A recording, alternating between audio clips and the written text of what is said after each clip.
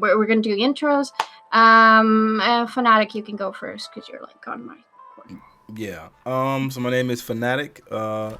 I engage in a lot of political discourse, typically debates. My areas of focus are typically systemic oppression, anti-black systemic oppression, and other social issues. I've debated pretty much everybody. I've noticed a trend after debating me. A lot of times people get rocked and then they don't want to debate me anymore, as per their own comment sections or their own chat and their own videos. So I was just looking for more people to debate. As long as it's healthy, I would prefer significantly more healthy debates. I'm a musician. That's what I really do for a living. That's what I did earlier today. That's what I'll be doing later on this evening. That's what I'll be doing tomorrow. I make music. You can find all that stuff on every distributor under the name Fanatiq, Fanatiq, and you can watch any of my debates on YouTube at Ask Fanatiq, AskFanatiq. Okay, I'm gonna mix it up a bit. Sarah, you can go if you want. Yes, right. Sarah. Sarah. Oh shit, he's playing TF. I work in the nonprofit industry, usually creating websites. I do volunteering on the side, primarily focusing on Islamic convert care. Can you repeat that? Oh, Islam. am I not clear? No, I didn't hear the last 2 sentences. I have a hard time hearing sometimes. Oh, I said Islamic. I volunteer on the side, focusing on care for Islamic converts. Okay, Right, so just say Islamic convert care. 1 second. I was like, I heard Islamic comfort care, and I was like, what is that? Yeah, I was about to say it. I was like, yeah, I just words don't always come in my ears sometimes, and they just get jumbled around. When you say that, do you mean people Crazy. who convert to Islam or people who convert from Islam? People who convert to Islam. I would assume converts too if you're wearing a niqab. Yeah. I would assume it as well, but it's just, I mean, historically, like in a lot of Islamic countries, don't they, like, isn't it punishable by death to convert from Islam? That's not strictly if you convert from Islam, and I do recognize that there are societal issues that occur when one leaves the faith. However, they're also in the same state. There's also several issues affecting Muslims nowadays that it's hit converts especially hard. For example, I know a couple of women who hide their faith because they're scared of being kicked out of their family or murdered. Yeah. Okay, that's And enough. those people deserve support just as much as those who are leaving. It depends on where you live. Like, some countries are cool, some countries aren't. It's just I would need to see some of that, but that's a conversation for another day, though, for sure. I would like to see some data. I'm fascinated by that. I mean, I assume that if you live under... Oh, sorry, Sarah. Oh, no, it's feedback. Okay. I assume that if you live like in America, some parts of the country might not appreciate like a daughter like converting to Islam. Like that seems highly plausible to me. No, it's I'm guaranteed. just gonna run with that. It's guaranteed. And pretty much any Christian faith, like, to convert to Islam would be considered like in some sort of way an apostasy or something like that. I've yet to hear like of people wanting to kill people because they converted to Islam or something like that, or any sort of like cultural normalization of that type of thing. But to the contrary, I mean, like, literally within like several countries, like, the laws state that converting people to Christianity and things like that from their faiths would do that, and they just actually outlawed it even in Israel as well. Converting people to Christianity is worthy of death. Well, I would just be curious, Sarah, which country do you live in, if I can ask? If not, it's fine. America. Cool. So the specifics are that I know someone who actually faced death threats at only 17. Yeah. It was really unfortunate. Oh yeah, sure. I would imagine. That's a word for it. Yeah, it's probably just a lesser talked about thing, but Muslims get a lot of shit in America, so. Well, can I ask you, what exactly do you do? I don't know what that like entails. So I help run several online events, social, educational. We do have some job training one of the organizations I volunteer with offers job training. at a discounted rate for specifically converts. So I believe that class focusing specifically on IT, so those stuck in negative living situations can work their way up to a better wage, since we know how America treats the working class. Cough. Sure. Sarah is also based as fuck. So there's that too.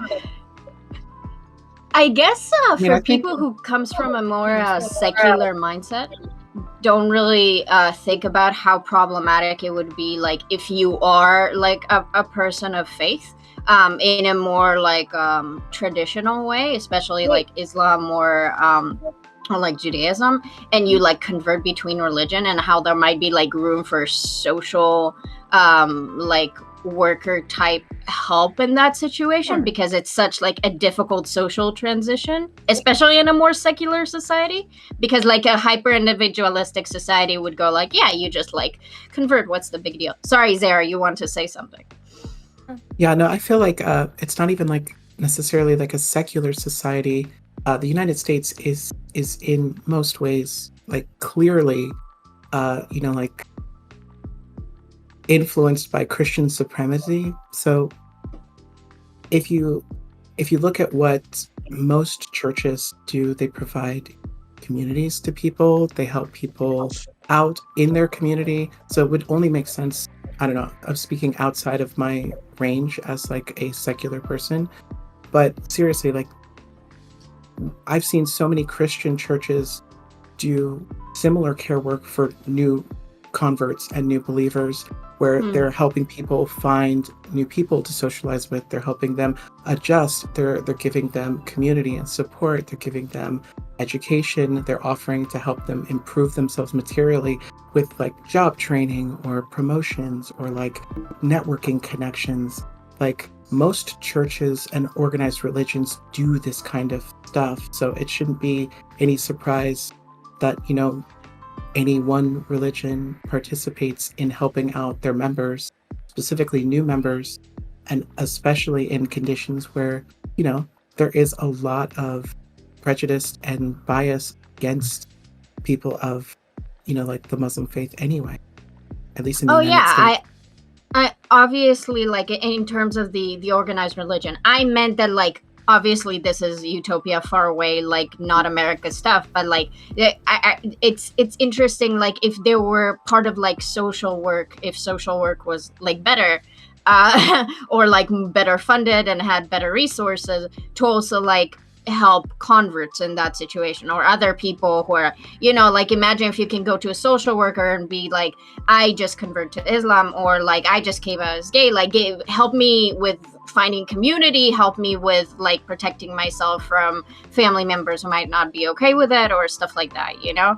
That would be, I don't know how prevalent that is today. Okay, but just to be clear, like to put it into context, like my reason for framing the question the way I did, in Iran, Pakistan, Afghanistan, Brunei, Mauritania, and Saudi Arabia, like if you leave the Islamic faith, it is a literal crime within their laws that is punishable by death.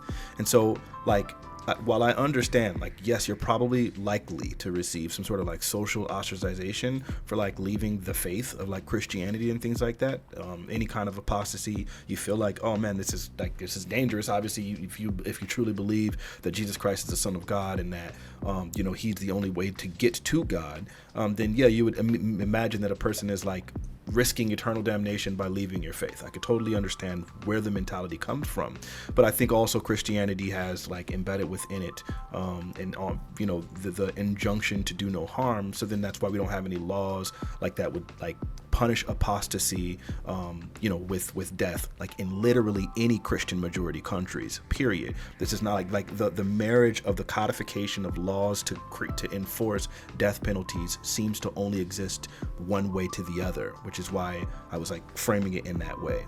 Again, not denying That's in not any completely capacity. accurate. Not denying in any capacity. I'm hoping that you'll have some sort of example and not just say that it's not accurate. Not denying in any capacity the fact that, yes, you are likely to be ostracized by leaving like the Christian faith, that it would most likely be socially awkward, considering people genuinely feel like, man, like you're leaving everything I raised you, like so on and so forth. All of that stuff. The ostracization is likely. I just don't see a one-to-one comparison when you start talking about literal punishing, state-enforced death penalties on people for leaving that one religion to the other. Sarah, do you want to respond to that? Or if not, Zara might want to go, or I might want to go. I'm not prepared for the specific conversation. I hope you can respect that, as I did not anticipate that debate topic coming in. 100%. Absolutely. Totally fair. I think that's fair. Fanatiq, I do have a question. I found that was interesting because I know you're a Christian, correct? Yes. Yes. So I guess I was maybe unfairly surprised when Zara talked about how America is like a Christian supremacist country, and you seem to nod in agreement, and I guess I was caught off guard.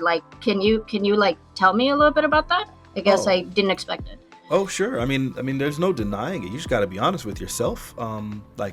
When George Bush can hold up the Bible and say that this is what told me to go to war, or I prayed and God told me to go to war and stuff like that. Or when you see the evangelicals, really supporting Donald Trump because he converted to Christianity, or Donald Trump tear gassing all of those people in order to get to a photo op so that he could hold a Bible upside down in front of a particular church. So when you see all those kinds of things, there's no denying, for any person who's honest with themselves, that this country has a lot of ties to religion.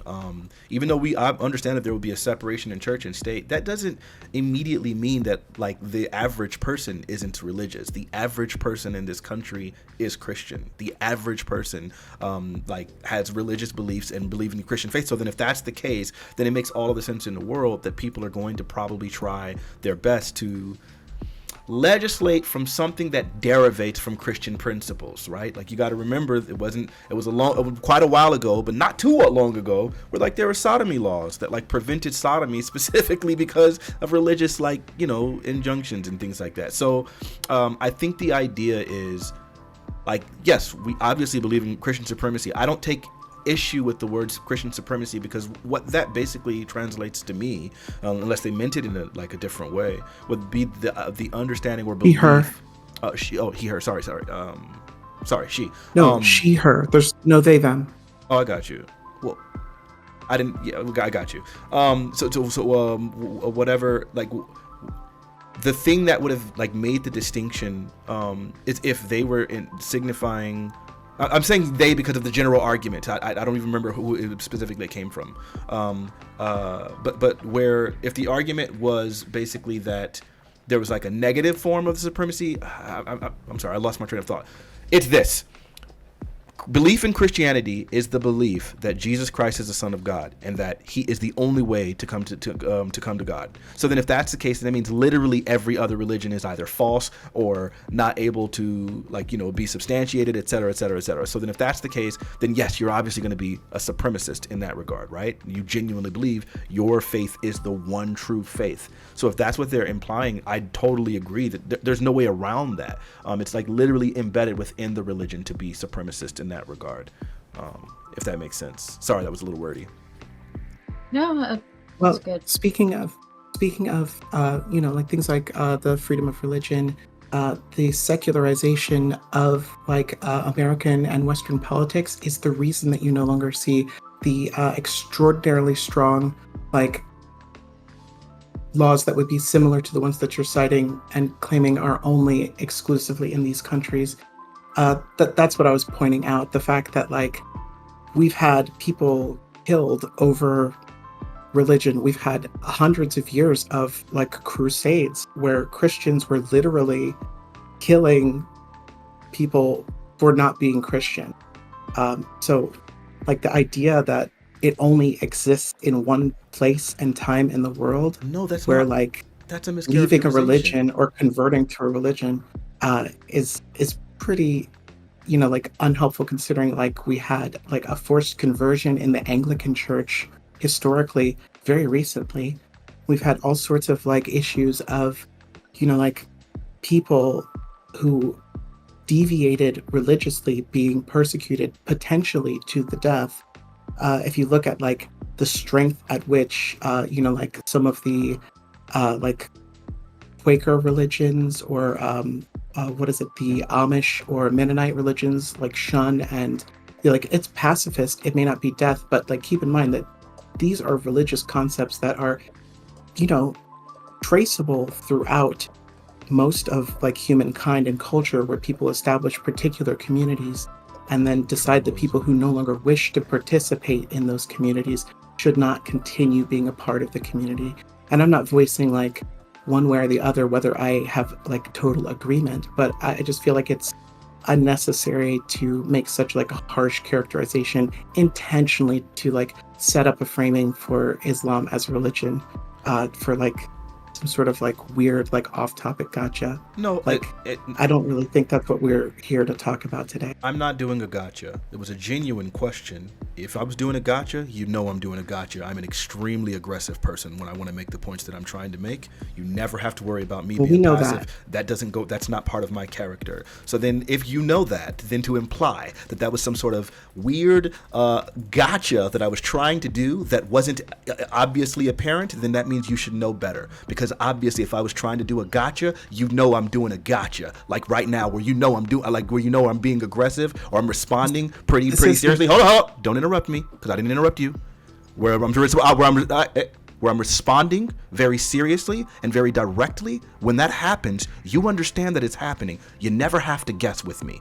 Lastly, what I'm talking about when I'm saying what you did was extremely reductive. When you start making implications like, there's ostracization and things like that within other religions. I've never denied that in any capacity. In fact, I already ceded that very, very readily. Yes, you are likely to find ostracization within other religions and within Christian faith, where if you like abandon like that faith and that community, that you're likely to receive ostracization. What I created was a very clear distinction from that ostracization by talking about literally codified laws that allow and cause people to be put to death for apostasy. Those things are very, very different. I think that framing is very specific and very unique. I asked you if you had any examples of Christian faith doing the same thing, and you didn't have any. So then at that point, it sounds like this is realistically one-sided in that regard. And furthermore, lastly, hold on, wait. Okay, I got you. You're gonna give those two when I'm done talking. I didn't interrupt anybody. Let me finish, please. So then lastly,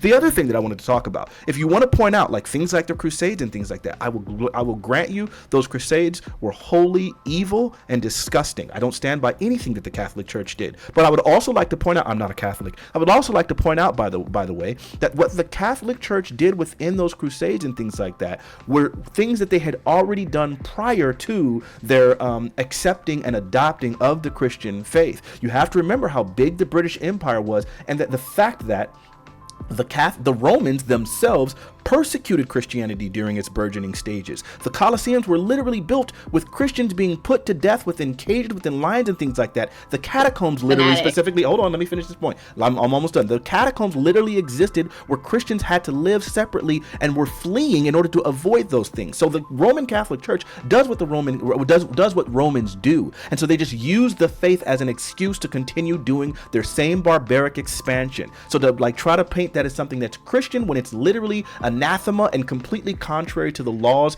or to the fundamentals found within the book itself sounds a little bit ridiculous. It sounds like these two things are not fair, not equal.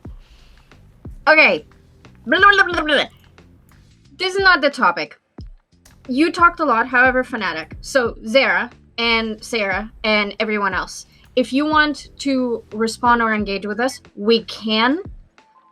I personally would like to move on, but whatever you guys want to do. We're not even finished the intros. Nina didn't get to. Yeah, so I just want to move on. This is a whole entire different conversation. Yeah, sorry. Yeah. If you want, I can talk about my experiences a little bit in DMs Fanatiq after this is over, or if you want some time to prepare, which I would personally prefer that. As I stated earlier. Sure, totally fair. Impulsive debates aren't the best. I think you can agree. Yep. Zara, if you want to respond, you can. Otherwise, we'll just move on. Yeah. My point is that this isn't on topic, and there's no need to like take all this time to establish some sort of framing. Let's just move on. Scratch a liberal and a fascist bleed. What does this phrase mean to you? And after, I'm not going to go like individually everyone. I'm just going to kind of open this right away if everyone's okay with it, unless someone made like a prepared statement or something. And I just want to have like a more free form, unless everyone's okay with like keeping the initial statement short, and then we open it up. Like, I guess you guys can like decide what you're more comfortable with.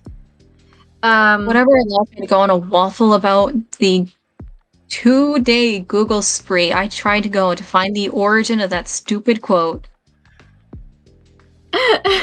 It's just one of those quotes probably that are just lost to time and its origin. Well, I guess maybe I can say what I interpret it as, and then we can, work on that.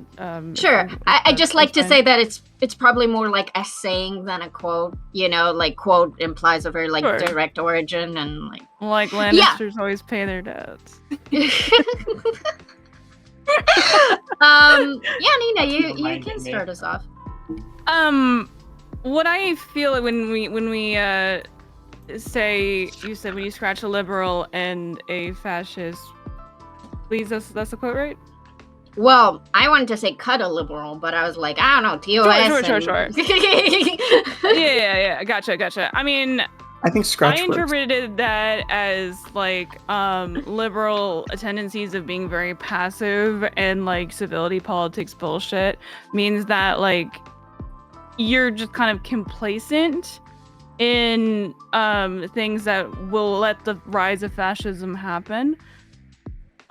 If you're going to be a liberal where you're just kind of like a very passive entity where deep down really what you're doing is just enabling fascism. Does anyone else want to weigh in? If not, I will. So I just like it. Weigh in on the statement? Whatever you want to say. say. I mean, to you, like, do you disagree with what I said? Do you what do you think? Well, I think I don't really like the statement as a whole because it gets too easy to misuse. So I'm more interested in the conversation around different tendencies that liberals may demonstrate that like have some overlap and give cues for fascists to occur. Like fascists don't come out of nowhere; they come out of specific contexts that allow them to occur. So I would like point towards like if we're looking at the general liberals, not like Democrat liberals, but like the philosophical sense, right? Then what you're going to look at is the nationalist tendencies. You're going to look at the usual statist support that a lot of fascists use as a core weaponizing of their ideology, or different structures of power that occur that fascists latch onto and use in a way to cement their position. See, that's interesting that you said that, because actually my response was going to be that, like, you said about how maybe it's easy to misuse it. I guess for me, the way I engage with, like, the reason why I actually say it a lot, especially, like, we all know Wick. So that's something I would talk to Wick about. Because it feels like in the political space that I engage in, it feels like liberals do, like, a bit like liberals who aren't enabling fascists seem to be in hard to find these days in the political spaces that I occupy, I guess is what I'm saying. The thing about it is liberal, like, you're never going to be able to use this complete framework towards liberals because of course, complicated. Because like you're going to have I would say is if you're going to see these issues occur more often, you'd be more likely to see like the greater humanity if you engage with people in real life. So like I have different people I deal with in Food Not Bombs that are really friendly and really kind and really care about like queer issues or homelessness issues. Like they care about these things, but they're still on some sense still stuck within the framework of the system has to exist as it is, and these things are more aberrant than like natural culminations. So that is where the issue arises more than anything. But if you're just going in Twitter online space, you're going to deal with Wik or insert talking head dialogue tree, whatever. Yeah, that's fair, I think. Zara? So I think like on the surface, pun intended, the scratch a liberal and a fascist bleed is both like a observable reaction, but also, like a figurative idea that underneath every liberal, there is so much that they agree with fascists about, or that they would make and cede ground to fascism on, or that they even to the point of, like appeasing would sacrifice their own personal position to find a midpoint or move towards fascism in order to, like speak to that piece, or like to preserve that negative piece, which is more of that kind of like presence of injustice sort of thing. So like fascism on its own is a defense mechanism of liberal democracy under capitalism. Whenever the threat comes to capitalism, fascism is ready to, respond to defend it. And I think it's pretty easy to see other situations in which someone whose primary ideology revolves around private property as the fundamental, like point of which all freedom exists, is not going to see, how to combat or even actually to oppose fascism when it does arrive. So, like when you upset a liberal, when a liberal feels like they've been wronged or harmed, they're going to be susceptible and responsive to fascism. That's that hyper nationalistic like sort of vibe that they can connect with. There's nothing in their ideology that is opposed to it. So lastly, I do want to point out that like this has happened in other cases with similar kinds of problems. If you look at like the letter from Birmingham jail, when Martin Luther King talks about like the greatest hindrance to Black folks in the United States being white moderates and not the extremists, because they are the ones that are most likely to continue that harm in a large number of people. Yeah, I agree with your goal, but not with your means, because they'll always default to like fascist sensibilities rather than like going with what they have the power to execute, like justice. Especially considering fascism is a very particular type of threat to, people. And that threat can't just be voted out, and it can't just be, like picketed. Like there are very few reasonable solutions for fascism, and liberalism is against the optics of all of those.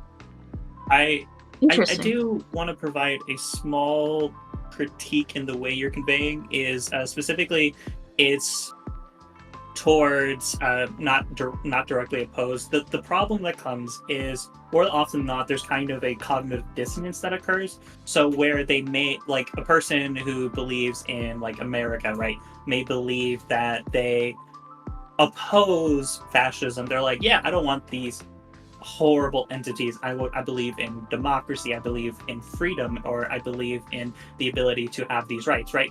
Like those, they have those genuine beliefs, but they also have the genuine belief that these systems come out of, say, like the statist modality, because at the end of the day, private property comes from the state. So it's more of the cognitive dissonance, and how in that cognitive dissonance, it allows for fascists to prey on the worst tendencies present. Can someone define fascist for me? I would say basically like a hyper-nationalist statist ideology. So basically like the whole premise of it is to build an entire nation, build an entire community around the nation state, using it as the main tool of pushing that. So then pretty much every totalitarian government would also be fascist? You can make the argument of like totalitarian versus fascist, but there's a lot of overlap. Yeah, I mean, it's more of an I literally. thing. Sorry, Nina. I just want to quickly, like, someone pointed out in my chat right now, like, we're just having this discussion. Like, they said they were like talking about the definition of fascism, and someone asked them, okay, so you don't think like white nationalism or extreme nationalism is on the rise? And they're like, well, even if it is, that's not fascism. So I responded as like, well, they're almost like, I even if I were to say that's not like fascism, which I'd be uncomfortable doing, like they're almost always like interlinked, and I'd like to hear examples where like extreme nationalism wasn't performed in a fascistic manner. So that would be kind of like my approach. Here's the problem that people sometimes have in connecting like movements to ideological trends, right? For example, a lot of white nationalists today operate in a much more decentralized and somewhat localized manner. Like you'll see bits and pieces like Patriot Front operating, and what they do is interact and they act in different parts. But what you need to look at is the general outcome that they profess, right? Like Patriot Front is like hyper-Christian, hyper-nationalist, blah, blah, blah, blah, blah, right? And what it does is they're ultimately pushing for control of the state in order to push their goals. But on its face, it's not going to look like that because of the way they operate. Sorry, Zara, very quickly. I said that in response to like how, yes, I bet you can construct a narrative where an authoritarian government isn't fascistic, but like I would kind of challenge you to do that, and then we can argue about it. That was more like, sorry, Zara, you can go. No, I was going to say, like, anytime you're talking about, like, palingenetic ultranationalism, you're dealing with, like, a very specific kind of movement. Like, you could base it off of a general understanding of, you know, like, the, like, fascism and, like, the guide points. But that's mostly, like, kind of like a looking back sort of idea. It is not that fascism is always authoritarian or totalitarian, because you could say the same thing about monarchies that have existed in the past without being fascist. Wait. I just want a little bit of clarification. Not all fascists are authoritarian or totalitarian. Did I hear that right? No, not all authoritarian or totalitarian. Okay. I had it the other way around, sorry. Right. And so, like, it really is unhelpful to point and just, you know, like, try to draw it to, like, you know, oh, well, this is authoritarian, therefore it's fascist. Like, it's, like, that's an unhelpful kind of thing. So it's important to, like, distinguish that, like, they are not hand in hand. Okay. Sure, maybe it might be more helpful to talk. I'm sorry, go ahead. I don't know if you got your Fanatiq got his. No, you're good. I can go after. Okay, I maybe like the opposition could be better to understand, like they're opposed to like anarchy, democracy, pluralism, liberalism, socialism, and Marxism. So, I mean, I feel like that might be a better way of understanding what we're talking about when we're talking about fascism. Exactly. In that context, of course. I think that's exactly the point. Is what I was going to point out is that you can't, as has already been clarified, you can't just say nationalism is fascism, because nationalism is nationalism. Fascism is typically nationalistic. It's a more extreme version of nationalism, but that's like, right. And same thing with authoritarianism. A monarchy is indeed authoritarian, but is not necessarily fascistic, right? But all fascists are authoritarian. I think what also has to be there is, I remember it was specifically like the intentional suppression of, I guess we talked about media, but it's not just, it doesn't have to be a suppression of media, but suppression of any type of voice that can dissent or take away power from the authoritarian figure. Furthermore, then there would have to be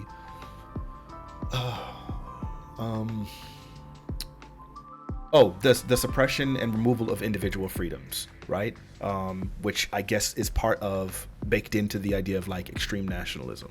So I think those things are what become fascist. And I would say, I remember having this conversation on a Prime panel quite a while ago, that I do believe that the left, if left to their own devices, can become particularly fascistic in a sense of like suppressing any people that want to say anything, like having chilling effects and removing conversations so that people aren't able to even voice opposition to whatever their ideology is. They can become totalitarian in certain ways. We've seen it already.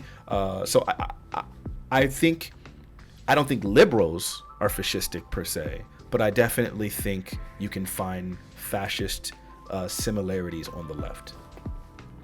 Well, I would want to push back immediately that the left has never had power to the point that there could be totalitarianism, and it is, you know, like really easy to say that, like. Okay. I'm just going to pop in here before we start anything.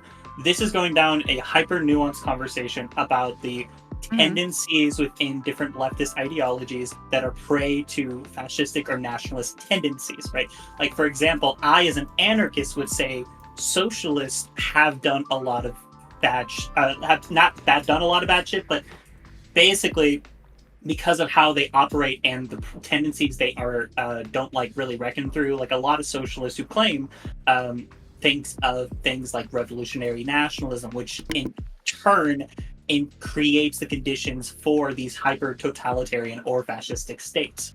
And what I would say the argument is that left is not perfect in any capacity, but what I would point to is the more common trend and the more common issue of the right, and how you see like fascism pretty much rises out and there's not really an argument for horseshoe theory. It's instead of like just tendencies that exist and which are easier to prey upon. Fascism is always a right-wing ideology. Okay, but when you start engaging in these concepts of just like looking at, say, like for example, you look at different socialist movements that existed in different nation states, and what happens is major political leaders gain power, and from there they use these socialist parties or these socialist groups and drive their own ends. Like we've looked in different countries in the Middle East or in Russia or in China, how they take these because I would basically point to is the tendency of hierarchical models, and that's the issue a lot of socialists have dealt with. But I would still point again to the greater tendency of just overt hierarchies within fascistic models. I'm gonna say something. So there are two conversations that can happen, and I felt like a dissonance earlier, so I just want to clarify that. There's a hyper nuanced, very specific conversation that can be had with, and we're all capable of it, and that's probably what we are trying to engage with right now, which is like very specific definitions of things and like the very specific ways of like nationalism isn't fascism, but all fascism has a national component and stuff like that. What I was talking about earlier is more about like from because fascism has the element of being a more slippery type of ideology that is a lot more snaky on its root level. We don't actually, things grow into dominating fascism. So someone can be like have fascistic tendencies, but for a country to be fascist, like there's going to be needing a lot of like processes that led to that direction. And sometimes we can't even recognize fascism for fascism. What we do, we recognize components of fascism and we're saying red flag. That is how we start listening out for fascism. So that was like what I was saying earlier when I was talking about, yes, when someone is like nationalist or like extremely nationalist, I open my ear, like my ears are listening harder for more fascistic rhetoric, which usually comes with it. So what I was meaning that like when you have fascistic ideas, they are often like intertwined. So I get that we're having a different conversation about like the specific fascistic elements. I just wanted to say that I think it's a bit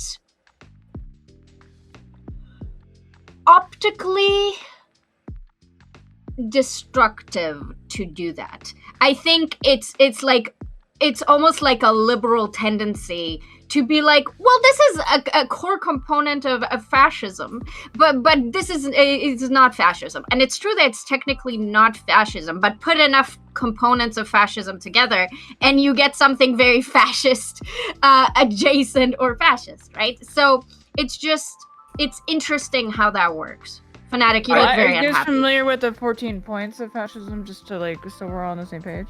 Okay, yeah, sure. Okay, here's while Umberto echoes is a common political talking point, I would say use it as a guideline, a grain of salt, and it isn't a perfect metric because it was made in the fucking like 40s. So like it's probably better to look at more modern analysis in order to get a more holistic view. Okay. I mean, I think no. Hold on, don't see that. Like I would say, like if this is I'm just saying, like, well, because like obviously, like yes, like words evolve and like they change and things like that. But you explain to me what would be problematic about that previous analysis.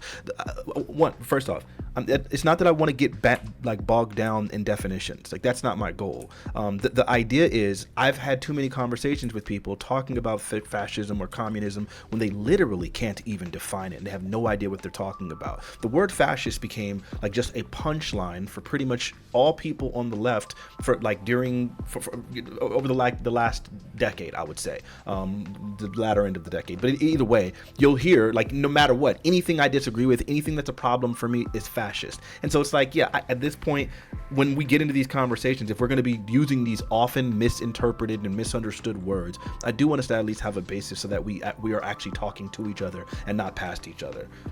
Sure. I was getting a little frustrated, but that's fair.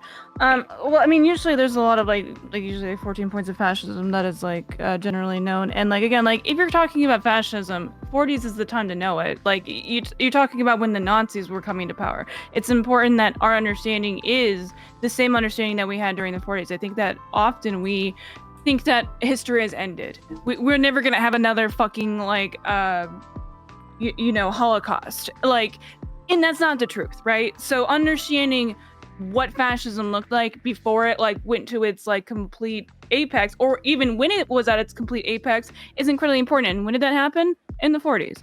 So that's important to know. So if you want to know what the 14 points of fascism is, I'll be quick with this. A chatter was very kind to list them off. They obviously have more explanations, but I just think that if we're going to try and figure out like our definitions, why don't I just go ahead and list them off here about what generally the 14 points of fascism is, okay? So powerful and continuing nationalism. So we have mentioned that, of course. Obviously not one of these means the rest, but it's all of them combined, right? Disdain for recognition of human rights. So generally like not having any respect for human rights. Identification of enemies, scapegoating as a unifying cause. So like fear-mongering about like immigrants or whatever. Supremacy of the military, of course. Rampant sexism, of course.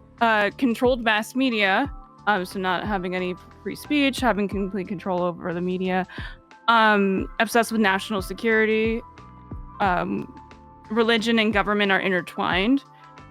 Corporate power is protected, of course. Labor power is suppressed because they don't want the people having power. Disdain for intellectual and arts. This is actually a huge part of like how you can tell somebody's fascistic if they're again, disdain for art. Obsession with crime and punishment. Rampant cronyism and corruption. And fraudulent elections. So those are the 14 points that are, they've been reworded in different ways, of course. But generally those are the 14 points that you always see in like fascistic countries, and because of the ideology. I want to squeeze in before you guys like go at it again. Yeah, I think that because again, like I went about the rant about how fascism as an ideology that develops has very like slippery tendencies, and it's very covert at the beginning. There is utility in the education of like the public having potentially more reductive or less super nuanced, like hyper specific research on sociology opinions, in terms of their understanding of how they can spot red flags for fascism, versus like a hyper super like level educational like format, right? And it's fine to have both of those conversations. And so I'm saying that to say that, like, when people say, oh, the 14 points, well, it doesn't make the full thing, or here's a better definition, I think we use rule of thumbs when we teach children. You know, there's always like a simplified explanation and a more adult explanation for things. And I don't think that's necessarily bad, because not every person on the street can spot fascism if the explanation for what fascism is like 30 pages of like a sociology research long type of thing, you know? So I just wanted to make that point. You guys can. I was just wanting to clarify myself first. When I said fascism in terms of like socialist tendencies, I was meaning authoritarian tendencies. Basically, these types of tendencies and these like revolutionary nationalism or these concepts makes it easier for fascists to prey onto, and in the same way that liberals in some ways could be like more intense than liberals may demonstrate. So that's what I was primarily referring to. I just wanted to touch on a couple quick things. I'll try to be like super quick about it. So when I say that, like, you know, we can always refer to fascism, but I was saying that, like, kind of need more modern interpretations and understandings, in addition to understanding the history of the past, in addition to understanding the, you know, like, first really well-researched and recorded rise of fascism. Those things are important, but the way that fascism evolves and sets itself specifically as unique to the place and time in which it has arisen is kind of worth noting, because like if you're looking for a checklist, you'll never get one, it'll be too late. But it's important to understand those things and then look at a modernized kind of like perspective. The second thing is fascists always lie. They constantly lie. That is a major, massive, important thing that they do. That's how they recruit. That's how they stay slippery. That's how they give themselves the benefit of the doubt.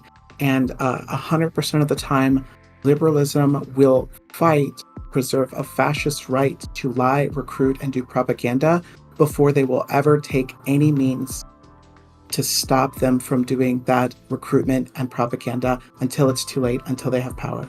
And that would always be under the excuse of, well, it's one element of fascism and it's a red flag for fascism that might breed fascism, but it's not fascism, so it's okay to leave it unchecked. Can I ask a follow-up to that? Like, are you saying that, like, you think that maybe, like, liberal people should not, or should curtail free speech? Because I guess I was a little bit confused on your point there. Like, you're saying that I agree with the idea of, like, yeah, it's not like a checklist and then you know, it's a slow over time thing, of course. But, like, what exactly did you mean that with your ending statement? With the ending statement, I mean that like a liberal concept of free speech should not include the right for fascists to have a platform to speak propaganda or tell lies. So like you mean legally? Maybe not legally, in that I'm not asking the government to come in and step in and use the, you know, like violence of the state to stop people that they consider fascists. However, specifically in conversations or the idea of the like marketplace of ideas, liberals have a track record of fighting to make sure that fascist voices are continually heard, and that fascists speaking their opposition. You're talking more like an Elon Musk thing, right? Correct. Like, and so like that idea is not helpful. And so I'm not speaking about states. I'm speaking about people and systems. Okay. But wait. Okay. But what ends up being the alternative, though? Because like, it's not that liberals are specifically fighting for the rights for fascists to speak their rhetoric. Liberals are fighting for the right for free for freedom of individuals, period. And so then if a fascist individual into absorbing some of those rights and using those rights to their own benefit, like that happens, but that's not, I don't know what the alternative would be other than to deny those free rights. Because if the freedom isn't freedom for all, then are we truly free? Because then at that point, then if the state is going to be making the decision on what type of freedom we're going to be deciding, then at this point, now we're getting to that point where if a state decides the only things that are free are the things that align with me, my nationalistic ideas, et cetera, then that's also akin to a form of suppression of your opposition, which can become fascistic in and of itself too. Can you remind me where I said the state? Wait, yeah, okay. So I'm sorry. Where else are these things being enforced in the United States? It wasn't the state. Okay, so this No, I she feel specifically said not the state. Right, but I get you're saying that, but my question becomes: if we're going to be saying not the state, who else is going to be enforcing these ideas? When you mentioned the word rights, Well, if you're talking platforms.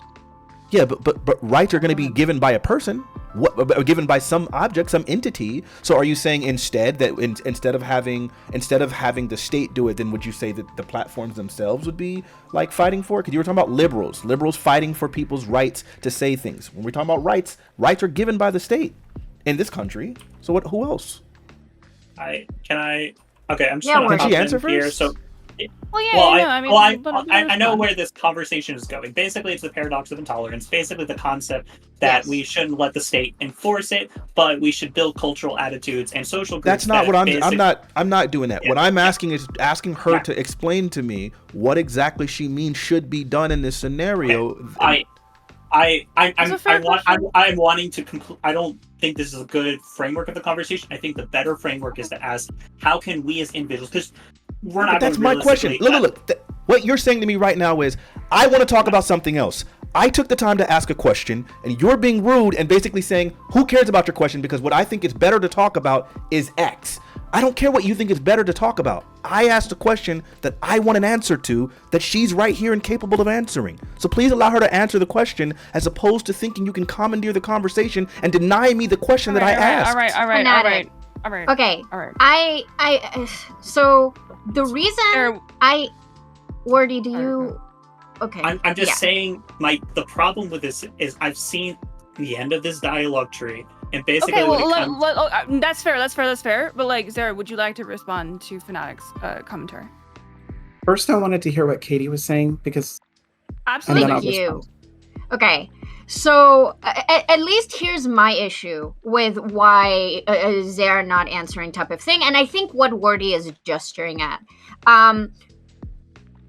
It's the framing basically, and the way that it's been made. So how do I explain this? Can I provide a better framing? Yes. Okay. There is no point in engaging of the conversation because at the end of the day, if you ask the state to make these reductions of rights, all it does is end up hurting people of minority status instead of fascists. Because at the end of the day, that's how it functions. So what your better options are is saying how as I as an individual and in my social groups can build places where either people work out different issues and tendencies that they may demonstrate and understand the problems with that, or if somebody's just going to be a bad faith or fascist or whatever, you can just say, hey, fuck off. That is the better situation, because at the end of the day, asking the state to curtail freedom of speech gets a really tricky thing that ends up being more authoritarian than you want it to be. Okay, so first of all, I will say I definitely agree that the paradox of intolerance is not a productive conversation that we would be taking to.